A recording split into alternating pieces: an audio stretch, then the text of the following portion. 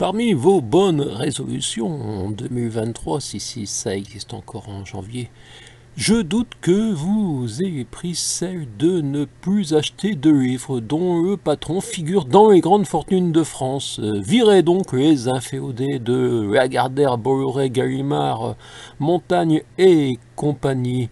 Peut-on dénoncer dans des manifestations un gouvernement dévoué aux milliardaires et en même temps continuer d'enrichir les grandes fortunes? L'édition est un domaine significatif. Oui, il faudrait parfois un peu de cohérence dans les actions, que le mode de vie soit en conformité avec les propos. Naturellement, peut-on demander cette cohérence aux citoyens, aux simples citoyens, quand le prétendu grand homme politique opposé à l'oligarchie publie dans des écuries de milliardaires? Pauvres militants insoumis auxquels Jean-Luc Mélenchon fourgue ses bouquins, Bolloré, Lagardère, Montaigne, oui, si, il va chez tous, il mange à tous les râteliers, il enrichit tous les milliardaires.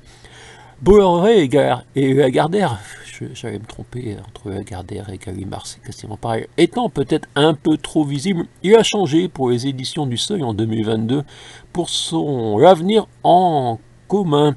Avant, député du peuple humain, c'était le groupe Editis du groupe Vivendi, de la Galaxie, aussi de la galerie Bolloré.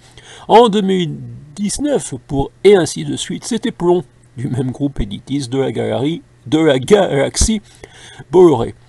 Monsieur Mélenchon doit également dire patron à monsieur Lagardère, propriétaire par exemple de Fayard, où fut publié L'ère du peuple, dont le titre exact est peut-être L'ère du peuple soumis aux milliardaires.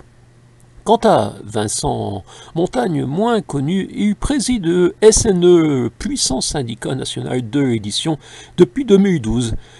Média Participation, c'est le nom de sa structure. En 2018, il a racheté Le Seuil, qui figurait dans le groupe La Martinière. Vincent Montagne, c'est la famille Michelin, oui, recherché dans les déclarations de deuil de monsieur Macron. Avant qu'il soit président, il y avait déjà pour cette pauvre famille Michelin. Mais naturellement, on n'a pas trouvé un mot pour Thich Nhat Hanh. Génération Mélenchon. C'est le titre du premier livre d'Adrien Quatennens, vous vous souvenez, l'ancien futur héritier de la France Insoumise, qui a accompagné le patron chez les Montagnes, ou à la Montagne, on dit non, on dit chez les Montagnes. J'en profite pour vous présenter mes livres 2022, invisibles dans les médias soumis et même dans les médias prétendus insoumis, qui parlent également, mes bouquins, de l'état de notre pays. Et oui, là où nous allons. Emmanuel Macron, empire du matin brun au jour marron. Ou alors la France harmonieuse. Vous préférez la France insoumise ou la France soumise ou la France au service des milliardaires? Mais ma proposition de France harmonieuse est naturellement invisible.